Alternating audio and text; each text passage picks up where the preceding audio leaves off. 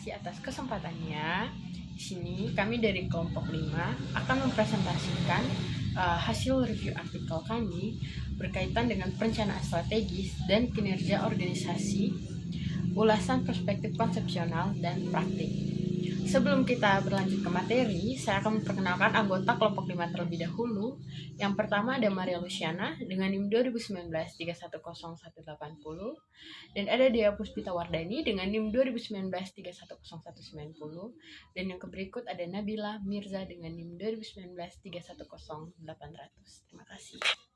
Yang pertama, saya akan menjelaskan tentang teori yang digunakan pada review artikel kali ini. Teori yang digunakan yaitu ada teori campuran positif dan negatif. Nah, untuk hasil perencanaan strategis dalam hubungan kinerja yang dilakukan pada studi ini biasa dilakukan oleh organisasi di negara maju. Namun baru-baru saja studi penelitian ini berpendapat bahwa pentingnya untuk mengidentifikasi hubungan internal dan eksternal serta beberapa faktor yang mempengaruhi perencanaan strategis serta hubungan kinerja.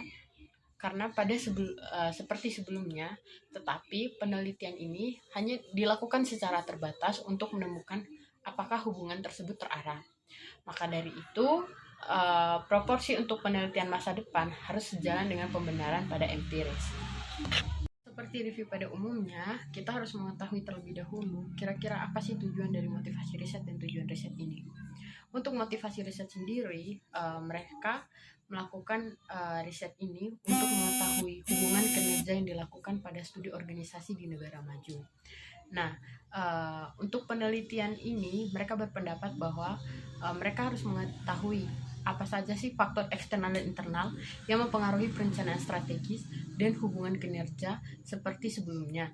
Tetapi penelitian ini harus dilakukan secara terbatas untuk menemukan sebuah hubungan yang terarah atau lebih jelas. Yang berikut ada tujuan riset.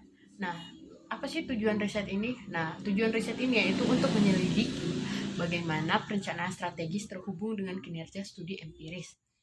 Dengan demikian, identifikasi perencanaan strategis dan hubungan kinerja dan faktor-faktor moderasi akan menghasilkan kinerja perusahaan yang lebih tinggi dan yang penting bagi komunitas penelitian dan manajemen seni. Nah, yang berikut ada sampel riset dan teknik analisis data.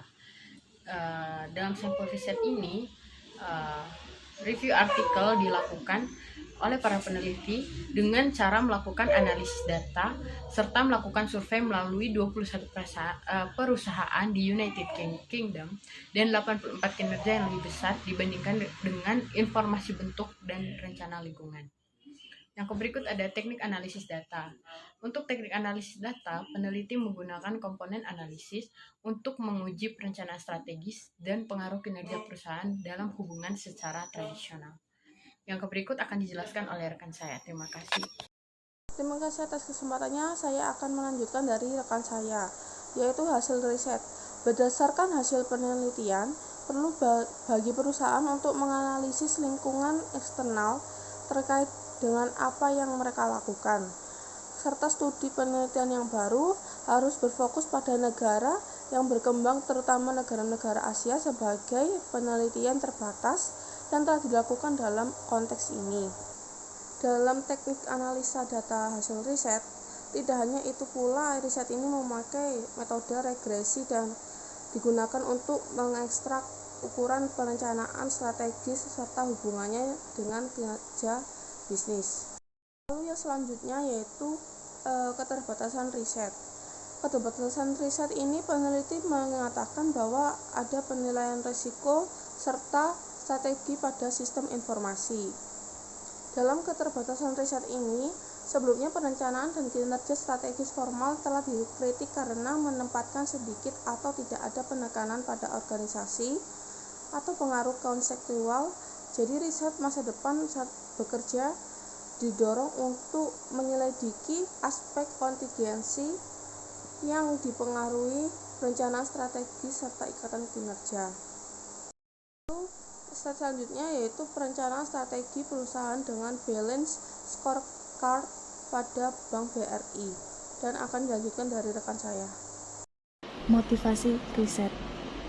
Pada motivasi riset, perusahaan atau organisasi dituntut untuk dapat bertahan, bertumbuh, dan berkompetensi pada era ini, di mana banyaknya perusahaan belum menyadari akan pentingnya manajemen strategik yang akan menentukan keberadaan perusahaan di masa yang akan datang. Yang kedua yaitu tujuan riset, di mana tujuan tersebut dapat menganalisa proses perencanaan, strategi, dan pengaruh objektif yang dipilih dalam roadmap strategi Bank BRI. Ketiga, sampel riset. Dalam sampel riset, kita ditemukan review artikel, yaitu peneliti telah melakukan analisis data menggunakan total satu Bank BRI yang dikumpulkan dari total 10 pegawai Bank BRI, di mana dapat kita perkirakan dan kita bandingkan dalam rencana strategi serta kinerja Bank BRI. Yang keempat yaitu teknik analisis data, di mana teknik analisis data tersebut peneliti menggunakan dua komponen analisis data, yaitu dengan menyebarkan kuesioner serta wawancara langsung kepada pegawai Bank BRI.